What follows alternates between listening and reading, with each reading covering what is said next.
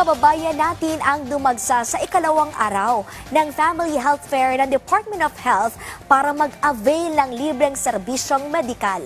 Ang detalye sa ulat ni Bien Manalo. Alas 5 pa lang ng umaga, nagpunta na si Golita Busa sa Burnham Green sa Luneta Park para magpakonsulta sa Family Health Fair ng Department of Health. Magpapacheck up daw siya ng kanyang blood sugar at nais din niyang sumailalim sa cervical cancer screening. Kasama rin niya ang kanyang mga apo na pababakunahan niya laban sa iba't ibang sakit. Mahalaga yan sa akin para malaman ang mga sakit ng mga mahihirap. Malaking tulong para sa amin. Katulad sa akin, mahirap, walang pangbili ng gamot. Binibigyan naman dito ng libre. Nagpapasalamat ako sa DOH na may libre na mga gamot. Nakakatulong ng mga mahihirap. Para naman kay Herminia Tukog, malaking kabawasan sa kanyang gastusin ang libreng check-up sa health fair. Nais niya ring magpa-cervical cancer screening. Nagpapasalamat po ako sa DOH na nagkaroon po ng programa nito at kasama kami talagang nagpunta. Maraming salamat po sa DOH.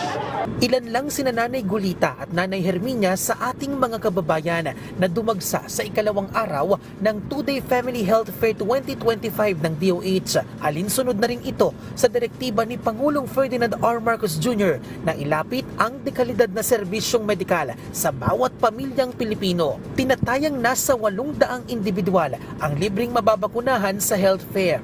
May human papilloma virus vaccine na ibinibigay laban sa cervical cancer.